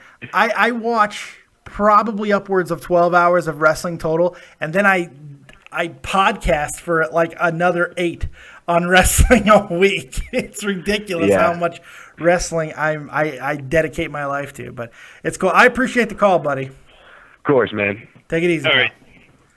Let's take another call. Legacy Asher, I want to give you a shout out for another donation. Thank you. I appreciate the donation, my friend. And let me give you your $1 million laugh. There you go. There's your $1 million laugh, Asher. Thank you very much. Matthew Rundle, I really enjoy saying your name, Rundle. You're live with Dan and Dave. What you got? Hey, Dave. I'm not going to crap on Raw this week at all. Really? But what I am going to say, I want to know your opinion. Okay. My understanding is Raw starts at 8 in the US. Yes. Right. So what I would want to see, I doubt it's ever going to happen, but what I would like to see is Raw, the kids part of Raw, I think should start at 8 and finish at 10. I reckon all the kids should be in bed by then, and then we get a 2-hour show from 11 till or 10 till 12. So you want segmented viewing. See, that's the thing. They're never going to do that because they figure they give us hardcores an hour a week with NXT. So they figure they check the block. So, you know. Yeah, but I mean seriously, an hour is not enough. Yes, you've got the network. Yes, you can go back and watch all that rubbish, but most of it you can find on the internet for free, on YouTube even. Yeah. I don't think an hour is enough. We need more adult TV time. Yeah. And again, there's a lot of adult-focused content on the network, and I think that's where they're putting it. And whether it be right or wrong, only time is going to tell. When they feel they have to make a move where it's making financial sense to do so, where it's like hurting them to the point where they have to make a change, they will. They'll go back to the demographic. They'll go back to us hardcores. And because we're suckers and we're here talking about wrestling because we're passionate about it, because we love wrestling, we're going to go back. We're going to go back and we're going to love it and we're going to talk. We're going to suck the dick. And we're going to be like double fisting dicks in our mouth. It's going to be a dick fest and it's going to be great. Because we're passionate about wrestling. It's what we love. So yeah. I remember back in the old days, SmackDown used to be great as well. But yeah. if they really wanted to go back to 2 hours, why can't Raw be for us and Raw start like an hour later and Raw be for the adults and SmackDown be for the kids? Because I don't think it's as cut and dry as that. I don't know if they feel, and this is important too to consider. I don't think that they feel that there's the demographic to support that, and we don't know if that's true or not. That's the thing. They know that there's the demographic to support the hour of week that they give to it in NXT. They don't know that that we're going to be around to really support in big numbers, at least what they're doing now. In this time period, that's the thing. It's an interesting situation, man. Yeah, I mean, I appreciate what you were saying earlier. Like that, there's always new kids. Adults are just dying. Oops, I accidentally. Oops. Hey, Too Tall. Let me. I put somebody on hold. Call back again so I can add you to the call correctly and not be retarded. Okay. Okay. All right. Sorry. Matt, I'm sorry about that. Didn't mean to do that. No problem. What was I saying again? Yeah, I appreciate what you were saying earlier about there's more all the time. There's kids and adults are just dying. I can see where you're coming from. So that's maybe why they're doing what they're doing. Yeah, it's a weird one. It is a weird one. I don't know, but hey, what's your rating for tonight, bud? Before I get into that, I will get into it quick because I know you're a busy person. I got a lot of other callers, and I just farted. I might have shit myself, but I got a lot of other callers I got to get to. So rating. Few bad points. Little bit better than last week. I'll give it a 3.5. 3.5. All right, that's fair. That's fair. No, it's actually no. I think that's a little low, but that's okay. All right, I appreciate that, buddy. Thank you very much, Dave. Take it easy, Rundle. All right, my man Too Tall from XLT Live Podcast joining us now. What's going on, partner? How you doing, man? I'm good. Thanks for having me on. I don't know if it's like the end of the show or not, but what is up, everybody? No, we're cruising along, man. We got callers galore tonight. By the way, we just got another donation. Clinton G donated $2. Didn't say anything, but still, you get your $1 million laugh. Here, have another one. They're free. Take a third one. You know what? I'm giving them away. Here's 4. You get 4 of them. They're free. You paid $2 for it. There you go. Boom. Thank you. I appreciate the donation. What's up, Too Tall? Not much. Just finished up, and I figured I'd hop on Dave, your show here, and have some fun. Hopefully, yeah. We're rocking and rolling. We've had some really good callers tonight. I'm glad you called in, man. I wanted to get your opinion on what you thought of tonight because it was a pretty damn interesting Raw for good and bad reasons tonight. So I'm dying to hear what you thought of tonight. Tonight I thought was I thought it was funny, you know. So like the first hour of Raw really threw me off in the weirdest way. Yeah. So New Day opened up Raw, which was good. Yes. And then Sheamus comes out, and then it was bad. It was bad. Yeah. And then Roman Reigns comes out and takes a huge crap on the floor. Yeah. So and then we follow that up with a Ziggler Tyler Breeze. I don't know why this match is happening. That was a good match so- up until the ending. I thought it was a good match. I mean, yeah, they went back and forth. You just assume that at this point. Ziggler's a great worker, and Tyler Breeze is amazing for those people that didn't watch him in NXT. But then the best part about Monday Night Raw was Rusev, Lana reunite, whatever on Monday Night Raw. Come out to Miz TV, and then Ryback comes out, and I'm just sitting there looking at my wife like, what did I just watch? What? See, I tweeted to you and I told you what you watched. You watched awful, awkward storytelling, or if you prefer, ass, because that's where it started tonight. It was so weird. It's like Miz is trying so hard to spin this situation with Lana and Rusev. He's trying so hard. You can tell how awkward this whole thing is. And they're like, you know what will make it even better? Let's put fucking Ryback out there. If things can't get any more weird, let's throw the big idiot out there. That'd be great.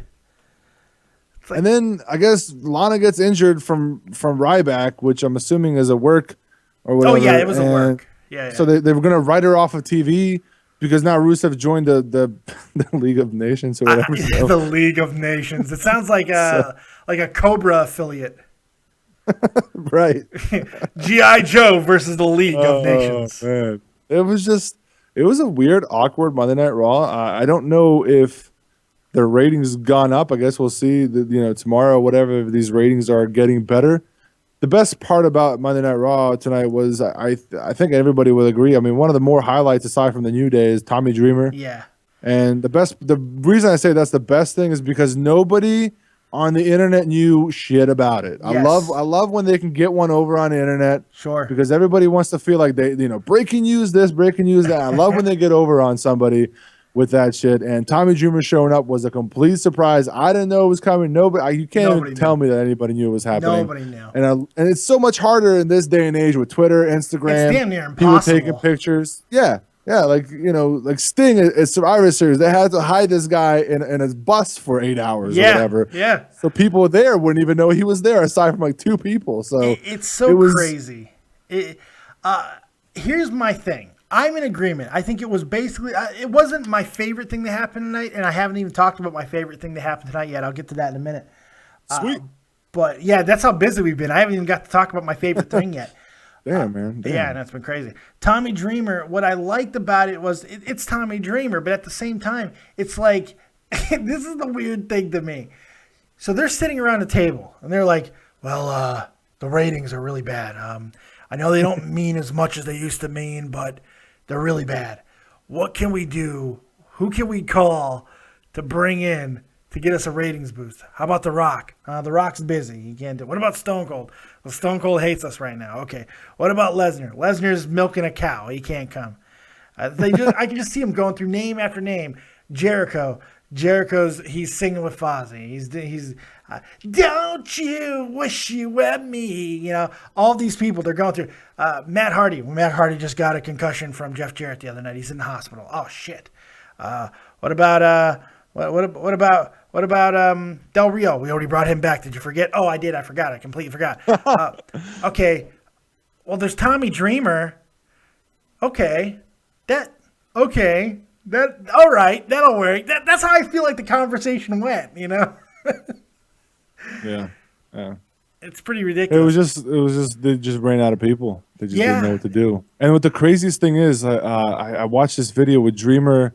And after a Drew Galloway Dreamer match, I think it was like a House of Hardcore like 8-9 months ago, whatever. Yeah. And Dreamer just went off on how Vince McMahon's a piece of shit and all this other shit. And he does it on everybody. Yeah. He cut a promo. He cut a promo on Dixie Carter. Green is green. He cut a promo on Dixie Carter 3 nights before he went back to TNA. It's just he's so weird. His real name should be Tommy. I will literally work for anybody if you pay me, Dreamer. I think that's his full name. Because as long as you're giving him a check, he forgives you. He's a whore. Tommy Dreamer is a call girl. Tommy Dreamer is the call girl of wrestlers. He is your escort service, man, because he will show up if you pay him. He, like, pass grudges. We're talking about a corporation, the WWE, that for a lot of people, me being included, took the bones of ECW and took a gigantic fucking shit for 3 years on that ECW brand.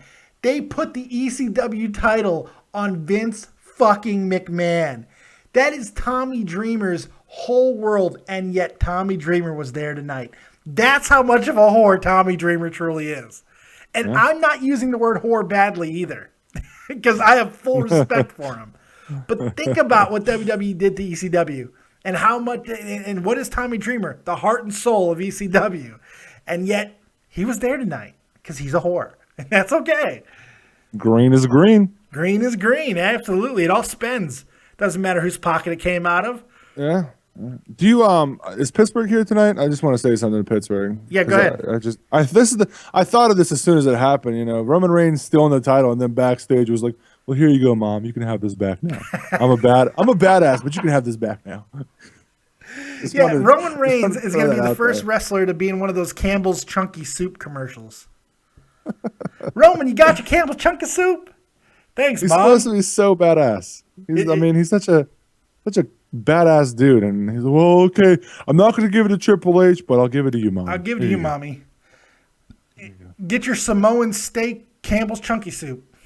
It's ridiculous, man. That's what's happening. Man, it's crazy. Let's bring in a caller for a minute and see what they have to say, because we're still getting many, many callers. So let's take in another call.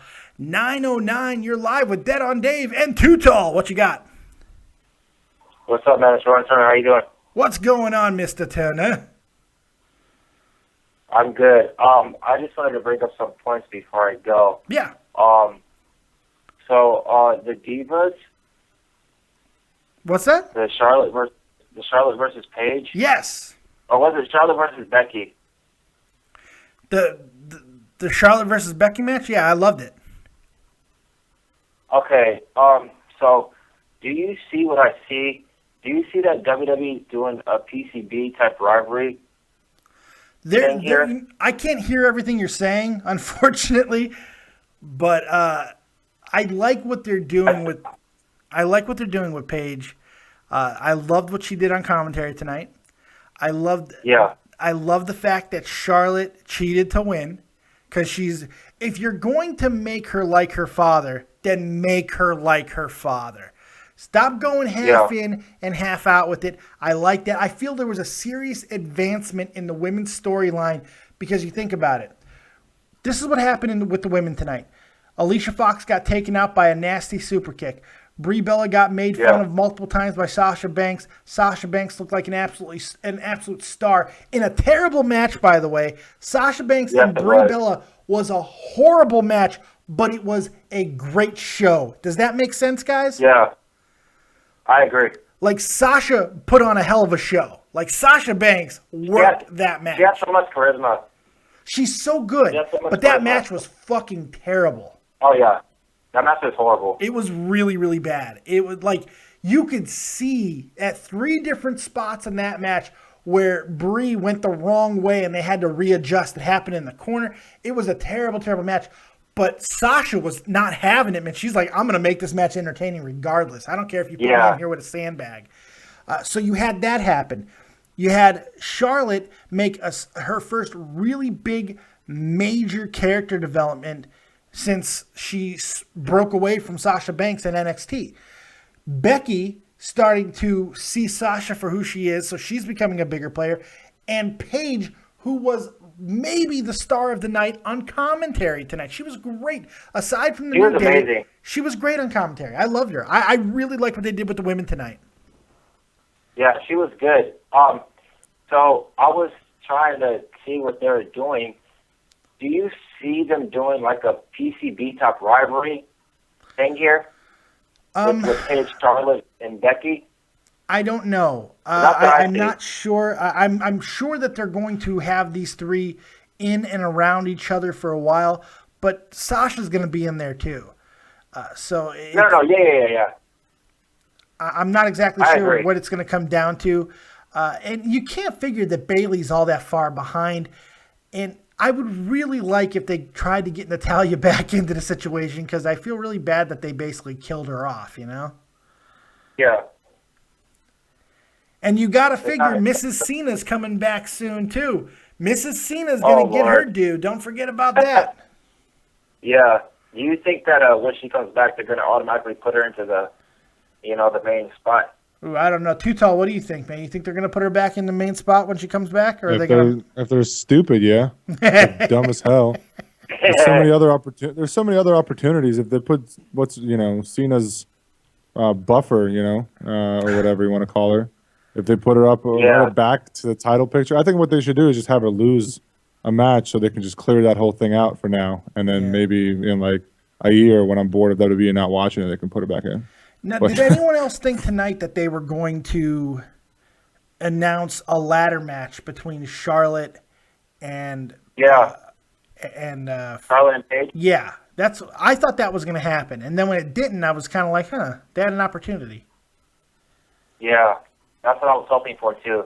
Do you think they're hesitant about putting them in a ladder match? Absolutely. I think so too. Yeah. I think there's so many factors to play into it. Yeah. I don't know. I don't want to say strength. I'm sure they can move a ladder around, but it's just them never being in a ladder match ever. I'm sure they never even thought about that's going to ever happen. And if it starts looking bad, how dangerous can it get? Because I have to believe that Paige that Paige has probably been in ladder matches before. I can agree with that. I have to believe that she has. I agree, yeah. Charlotte is such a good athlete that I think if any two people could do it, obviously they're not going to do the 18-foot tall ladder, obviously. But if they try to work something similar to the Shawn Michaels Razor Ramon match, like the first two, I think that could work. I think that's the style they need to go at. There were some great spots in there, but it was nothing like we saw in TLC, So I think that could work, and those are the two women to do it, I think. Yeah. I got one more point before you let me go. Yeah. The Roman Reigns thing, it's a little frustrating. Yeah. Do you guys see them booking him like they booked Daniel Bryan with the petty bullshit thing and having us feel pity and having us feel sympathy for him, so when he does win the championship, we all feel happy and you know.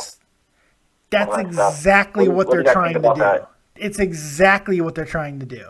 And it's not going to work.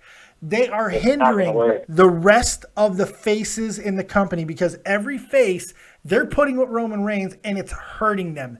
Who's the top face in the company? Who's a real legit face right now? Can anyone tell me? Kalisto. I don't know. Kalisto's the best face they got. He's probably the most real, natural face that they have. It's ridiculous. This is insane, isn't it? They want this guy to get over so badly that they're going to do anything and everything possible to get this guy over, and it's just not working. It's like they're feeding people to Roman They're Reigns. demanding. They're feeding the Cena machine. Like the Reigns machine. There's so many parallels between him and Cena. Yeah, and I see your point now with the Cena thing because I didn't think it was really. I was like, oh really? Yeah, I didn't really see it, but now since you've been, saying it more and more, and I've been looking, I'm like, damn, maybe the Cena 2.0. They've been putting the Cena dick into our ass with this for a long time. I don't know how you haven't had it banged into your head yet, because Jesus, they've been giving it to us since after the Royal Rumble, like 3 years ago. Yeah, right. Yeah. As soon as everybody was really excited about Roman Reigns, they're like, "That's the guy! That's the guy!" Yeah. And they never let it go. Too, the thing. One more thing before I go. Before you already had one more thing. Well, one more quick thing. Here. Okay, that's what I tell my wife. Do you think WWE actually going to make Roman Reigns win the Royal Rumble? No, Roman Reigns will not win the Royal Rumble. No. There's a better chance Brock Lesnar's going to win the Royal Rumble. I think there's a very good chance it's going to be one of these three guys: Brock Lesnar, Kevin Owens, Daniel Bryan. One of those three guys will win the Royal Rumble. I think it's going to be Brock Lesnar. If things don't get better, then probably. Right. Hey, I appreciate the call, 909. Take it easy, buddy. All right, take it easy, man. He had one Dave, more let me thing ask after you- one more thing. Then he had one more little thing. It's Then he had one it's more a little different thing. Yeah. Let me ask you, what do you think about this whole, they're trying not to put Daniel Bryan since he's been cleared by, 3 doctors? Well, they're avoiding it so they don't ruin this Reigns push they're trying to do? It all depends on what you're reading, because this is what I've read. He got cleared by one doctor, his doctor. Yeah. The WWE doctor said, not a fucking chance. And then they got a third opinion, and those results have yet to be released. I've also read that there is talk, and this is from Meltzer, and this is Meltzer just speculating, by the way, because Meltzer has no fucking sources, because nobody talks to Meltzer, because Vince hates him. So nobody talks to Meltzer. Meltzer just makes shit up. It's what he does. Because he's Meltzer. He can do it, and it's fine. People believe him. He's been around the business long enough. He can do it. And most of the time, it's close enough to the truth that people will believe it. That's why Meltzer's so good at what he does. And he is. And I can't stand him, but I can say that. He's good at what he does. He says stuff like this, like, well, they're not going to bring him back because they're afraid that it's going to hinder Roman Reigns' push, and which is completely logical and probably true. I think it's a very, very true that they are holding him back at this point because they are so far down the rabbit hole with this Roman Reigns situation. But if ratings don't improve, and more importantly, if the numbers on the network start to go down, if the stock dips more, then watch for Daniel Bryan to be making a triumphant return very soon. Yeah. That's what I think. And like you talked earlier with a couple callers, they're just feeding this Daniel Bryan story with Roman Reigns that it's ultimately going to end up nowhere. Yeah, it is. Just because it's not Daniel Bryan, it's not the same type of movement, it's not the same type of fan reaction. He's not the same type of wrestler. Yeah, and the fans started that thing, with the chants and the overly supportive fans started it, and then the WWE soon enough realized that, oh shit, we're really not doing the right thing here. People really want to pay to see this happen, So nobody said here, I would pay whatever many dollars to see Roman Reigns every day. Nobody says that, okay? Right. No, except the kids and the women. Like the kids go because they're like, I want to see Roman Reigns. He's Superman. And the women go, I'll pay because I want to fuck him. I want to grope him when he walks down from the arena. That is still one of my favorite videos. I clipped that thing. And I know you got to be talking about the same thing that I'm thinking of. It was a SmackDown, and I clipped this thing and I played it on the show. This woman absolutely raped Roman Reigns going down the aisle. It was fantastic, and you could like see her as she's putting her hand from his shoulder all the way down to his hand. You could see her orgasm. It is fantastic. It's my second favorite video that I got going right now. The first is this, and of course that is Steve dancing. Steve dancing is the greatest thing. It's magical. If you guys have not seen it, you can look at your screens now because I love watching this so much. Steve from Blue's Clues dancing with no graphics in the background, because when you watch it, you can actually see his soul dying. And to see such a magical thing it's horrible, but it's magical. And to see something like that captured on camera, it's just too good. It's so good. These dance moves are fantastic. I love this. It's my favorite thing. It's feel just bad great. for the boyfriend or whatever of that woman, man. Feel bad for that guy. I don't. He's never gonna achieve. She probably fucked him like he's never. She probably ripped his dick off like a stalk of celery. And then she realized it's not Roman Reigns, and I'm gonna have to. Hey, you know what? You do what you got to do sometimes, man. Yeah. If taking your woman to see Roman Reigns will get you the type of ass that he probably got that night, guess what? I'm a Roman Reigns fan myself. Let's take another caller, man. I think we're getting ready to wrap this thing up. Let's take another caller. All right, man. I want to try to get everybody who's been calling in all night. 812, you're live with Dead on Dave. What you got? And Too Tall. Hey, Yes, I thought Raw was weird tonight. It was very weird. It was Yeah, weird. It's the weirdest Raw I've seen in quite a while. It was weird, but it was oddly entertaining for a lot of it. Like, it was entertaining might be the wrong word. It was intriguing. Like, you had to keep watching to see where the fuck are they going. It's like, how far down the rabbit hole are they going to go? Since the full Raw. The what? I said I've been watching WWE before when the Raw was even invented. Okay, yeah, all right. Yeah. I don't know why that's That's pertinent, but in that's the okay. prime time days. Relevance. I don't know why it's relevant, but that's okay. Relevance. We're gonna have a relevance button. Like when somebody says something that's completely out of like it's just nothing. We'll just go relevance, context. What else you got for me, 812? Well, I'll give it a 7. Okay, I'm somewhere between a 6 and a 7. Because like I said, I don't think it was necessarily bad. I think most of the wrestling was fairly solid tonight. I just hated I hated the last half hour. That 7-on-4 match did nothing for me. Was that a terrible main event or what? I didn't that at all. That was a horrible main event. Too Tall, what did you think of that main event? Right, I didn't quite understand that. You're not Too Tall. Okay.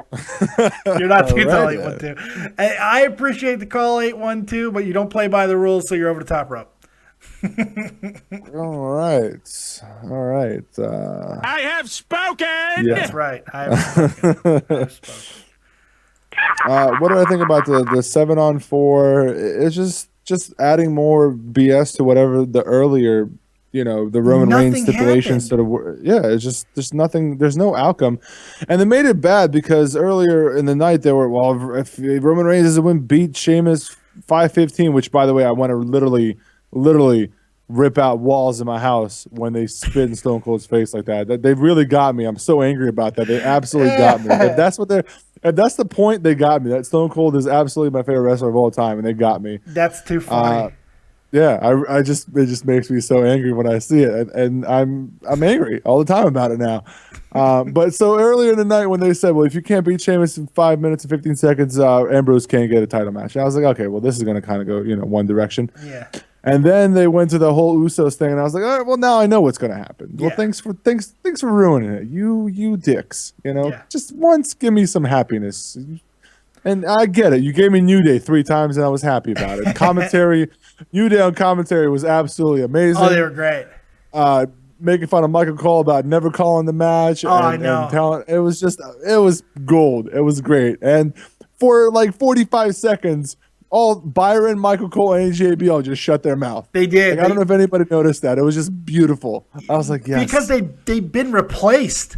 Because New Day was so good. I love those commercials that they do too for WWEshop.com. Those are hysterical. Yeah. Hysterical. I agree, man. I agree. It was awesome. It was awesome stuff. There was some good. There was some bad. It was one of those nights where I felt like they tried to do too much and they didn't give any severe outcomes for any of the storylines they put in earlier in the night. And I hate when there's no continuity. If you can't have continuity from the first hour to the third hour, then I can't deal with it. And that's what it was tonight. That was the big problem for me. But I give them credit because they did seem to panic a little bit and they were throwing everything at the wall and hoping something stick. And for what it's worth, there was some entertaining shit. Let's take what I think is going to be the final caller of the night. Let's take one more and see what this guy does. This is 587. You're live with Dead on Dave and Too Tall. What you got? One question. All righty. I know Jimmy got packed tonight because he bugged up his knee. Yeah. But my question was it Jimmy or Jay that was off all this year? It was Jimmy who hurt his shoulder, I think, right? Yeah. It was Jimmy who hurt his shoulder. Well, wouldn't it be something if Jimmy fucked up his knee and he's out again? It would be definitely unfortunate. I mean, I'm not an Uso guy, but I never like to see people get hurt. And it was does suck. Jay, I believe. It was Jay Uso. Was it Jay? I think so, yeah. The funny thing is... The funny thing is, Jay it was looked like on both of them. SmackDown commentary, right? Yeah, Jay was on SmackDown commentary, I think. Yeah. Yeah, it was Jay. Yeah. Shoulder So, injury. would they push Jay back down or would they I don't actually know. push him as a singles wrestler? No. I don't see that happening. Yeah. They don't have any Yeah, confidence in him. well, as I a guess singles we'll have to wrestler. wait and see, right, boys? That's basically what it's going to be. It's going to be a wait and see because I don't think they have any confidence in him as a singles wrestler. I don't know. It's such a weird situation because I thought both Usos got legitimately hurt tonight. I thought Reigns got hurt at the end of that match. I thought he hurt his knee. Same here. I fed into that when he didn't run in there much. to break up the 3 count, I was worried. What's your rating tonight? 587. Well, Tommy Dreamer saved it, so I'm going to give it a 6. A 6. Just because of Tommy Dreamer. And That this was a 6 is pleasant coming surprise. from Canada, right? Correct, yeah. All right, yes. We love those Canadian 6s. I don't know what that means, but it's going to be turned into a sexual act at some point. I appreciate the call. 587. Take it easy, buddy. Yeah, I'm telling you, I can see somebody going, hey, how did last night's date go? Pretty good, man. I took her home and I gave her the Canadian 6. No idea what that means, but that's going to trend. We're going to hashtag that shit, Canadian 6, and I hope Canadian everyone can hear 6. this. Another major fart. That was no joke. That was like anus rattling. It was great. Felt good. Well, I think we've hit about everything. When we start really getting into the apex of my farts, it's about time to go. So it's been quite a night. Too tall. Sounds like you had fun, man. I just want to say, Madness77 said, "What's up, Dave? Long-time listener." And Chris J rated her 5.15 out of 10, which makes me angry. But so appreciate that, buddy. Logan and Barrett then, says Adam Rose was gold tonight. I did not mention Adam Rose because I didn't finish up my copious amounts of notes, but that's 100% true. Adam Rose was good tonight. It's too bad it might be like the last time you see him again. It might be, but I like that little segment. Yeah. Did you like that little segment or no? I just want to just get rid of Adam Rose, and if you want to do something, reinvent him, sure, like Leo Kruger him or something. I just don't. Yeah. Like for the last 8 or whatever months, or however long it's been, he's been doing his weird videos. He's in, he's out, he's with, tag team partner. It's just doing nothing. And I guess it was cool to see him on Monday Night Raw, doing whatever, and trying to be part of this, the E Network kind of thing, what they do or whatever it is. But I just don't. It was funny at times, but then it was like, and then I'm thinking to myself, well, this is the last time I'm going to see Adam Rose that again. they're not giving up on the guy. It's like they're still trying to figure out something for him. Hey, right, they shouldn't. He's a great talent, man. Yeah, I agree. He's a great worker if they actually let him fucking wrestle. Right. Everybody in the chat, we're getting ready to wrap this thing up. So here's what I want. I want you guys, and 3 people already did it, but I want to see everybody who's in here. Give me your rating for tonight, and we'll read them off while we get up out of here. I want to know what you guys think. Make sure you like and subscribe and share. Also, check out my co-host, my main man right here, Tutal from XLT Podcast. Go check him out. He did a review tonight. Go watch that. Send him some love. Hit the like button on him. Subscribe. Watch the fucking video and determine if you like this guy, because you should. He's awesome. You hear him. He's great. You hear this guy? You probably won't like me. I like you, and that's all that matters. Tonight, I acknowledged that I had a peak count of 20. I acknowledged it, and that's awesome. 10 people left. They left. They're like, "Fuck this guy." He acknowledges me. I want somebody who hates me and doesn't want to talk to me. I don't want somebody who acknowledges that I'm here. Half the people just left. I was like, this is a really weird outcome to this thing. I always here. get excited when I see how many people in, because at one point I had like 45 people in here, and I was really excited about it. I was like, it's awesome. But if you acknowledged it, it would have been like, well, fuck you then. It does get awkward. It does get awkward. It's like, because you can almost see, it's like, is he going to start masturbating to the 47 people that are in here? Is that what's going to happen? Because people don't want to picture that. What is this? It's creepy. We got some numbers coming in. Madness I give Raw a 6. Clinton G 5 out of 10. The Alien Canadian 6 out of 10. He gave it a Canadian 6. There you go. See, it's trending. We're starting something here. Given name, family name. Adam Rose actually sucked. Dirty hobo tips. Cheap pop out of 10. Cappuccino 80, 6.8 out of 10 because of the odd factor. Jay Wilson, maybe my favorite one so far, 5.14. He gave it one less than I like that. I like that. Fat ass twat, kill yourself out of 10. I can't believe that guy called in tonight. How good was that? You weren't here for that. I wasn't here for that. I was not here for But that. I don't even know what that is. The guy who used to call in when I was on the Cronin Show and just troll us mercilessly. He could do so many different voices, and he would troll the fuck out of us. He called in and like professed his love for me tonight, man. I was like, wow, that's incredible. He's like, yeah, I was never really fucking with you, man. I was like, holy shit, it was great. And he's the guy who gave me the pour honey on your titties thing. So I told him, if we sell 100,000 shirts, I'm cutting him a check. I think that's fair. Damn. We're never going to sell 100,000 shirts, so I feel I'm pretty safe, you know? I'm feeling good here. I'm feeling pretty good again. But then again, I actually am, I still have to collect because I bet somebody that Marky Mark was going to become a big movie star someday back in like 1992. Yeah. I think I won. That. You can get away with it. Just cut it off. One more shirt left to go. Just like the shop goes down, you know? Exactly. Matt, he already gave it. Logan Barrett 5.5 because of Strowman's big ass table. I love the big ass table. I loved it. Andrew Justin, dead wrong Dave, answer my call, you fat fuck.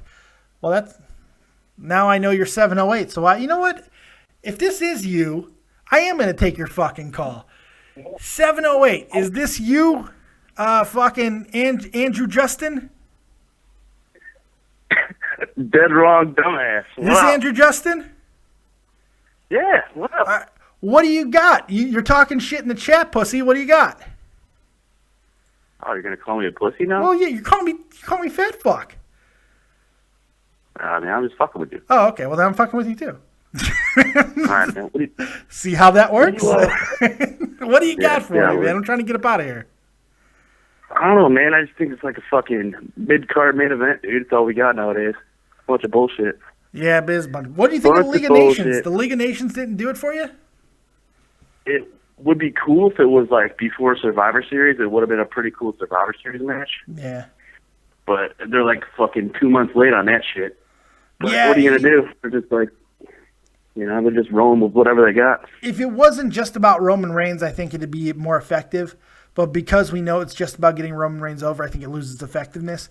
But I kind of like the fact that it sounds like a replacement for Cobra in G.I. Joe. It's like, today's episode, G.I. Joe versus the League of Nations. I kind of like that. For real. I don't know. Yeah, I mean, it could be cool. We'll see what happens with it.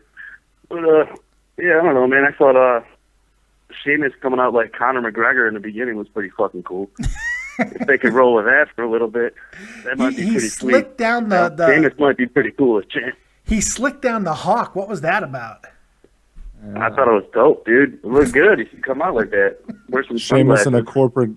Sheamus in a corporate cane suit. It was great. Yeah, he did have he's the only suit he just like borrowed the suit off someone in the back. It's terrible. All right, man. I'll let you go. Fuck you, fat ass. Get out of here, pussy. Look at that guy.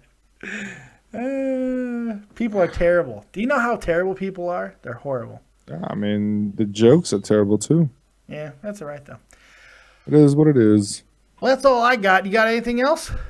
No. You should definitely subscribe to Dave, and if you have nothing better to do, subscribe to Dave because this show is awesome. Why only if they have nothing better to do? Well, they're watching you now, and then when they don't do anything. If you fulfilled all your other life purposes, go ahead and like Dave. Well, no. They watch you now, and then tomorrow when they're done jerking off, they can watch you again. Oh, there you go. On a rerun. It's funny. It's my English. English is my second language, so sometimes I say some weird shit, and people are like, "Why would you say that right now?" It's the second language. That's my excuse. I don't give a shit. It works. I'm not holding it against you. It's funny that you tell people to subscribe me because I feel like that they should go subscribe you. So it's amazing how one hand washed the other. XLT Podcast, Too Tall, my man, the guy co-hosting with me here, and my daughter's making all kinds of noises in the background, but that's okay. That's all I got. Oh, Logan Barrett. Dave, what's your favorite color Gatorade? I don't know. There's sugar. It'll kill me. Too much sugar. It'll kill me. I can't drink. There you go. We will see you guys later on in the week, man. You got your NXT live podcast on Wednesday. I'm also doing mine live on Wednesday as well. So we'll be competing banjos there. That'll be a lot of fun. Oh, great idea. You're doing Thursday, right? SmackDown? What? Are you doing Thursday SmackDown? Probably, yeah. I'm off Thursday. Oh. Just want to throw that out there. Ah, I don't know if you need anybody to be there. Looks like I may be having a co-host. I'm free for Thursday if you want to have me around and Of blame me course for I everything. do. I'm okay. Hell, the more too tall, the better. You know, I hate to admit this, but I'm such a weird person that I think that if I like formulate a great friendship with you, I might grow a couple of inches. That's how weird I am. That's a weird outcome. Yeah, that's very. I'm like, I might get taller by proxy. Intriguing, just like Raw tonight. Intriguing. Exactly. I'm just throwing shit at the wall to see if it sticks, Yeah. just like Raw, man. That's what I got to do. Other than that, make sure you guys like, subscribe, and share. Go check out www.deadondave.spreadshirt.com and pick up some shirts, man. We might have some really, really exciting news in the t-shirt game coming up really freaking soon. Very excited. I don't want to say anything yet in case I'm completely wrong, but something very exciting might be happening. And if you follow me on Twitter, you might know what that thing is. So go follow me on Twitter, and maybe you'll be able to sniff it out for yourself. Very exciting stuff. I hope to be able to make an announcement very soon. But other than that, that's all I got. So go check out my boy Too Tall. Check out Tommy C over at Shot From The Point, the most badass hockey podcast in all the known land. And other than that, make sure you also get ready for December 17th. My man, Real Talk, the Metaphor Messiah. And I'll let me tell you more about it in this promo. So like, subscribe, and share. And as always, if you don't have talent, have talented friends. We'll see you next time. Thanks everyone for calling. Thank you for your donations. We'll see you next time. Keep it copious. Peace. Every so often, a musician emerges that changes the landscape of their genre, changes the definition of what is, alters the rules set by those who came before. That musician brings with him music that shatters the image of the status quo, music that transforms, music that ushers in new inspiration, new ideas, and new life. That musician and that music is here.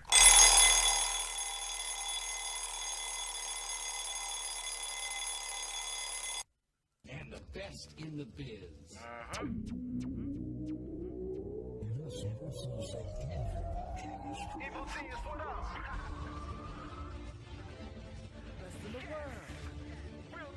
December 17th, 2015, Real Talk, the Metaphor Messiah presents Black Mozart.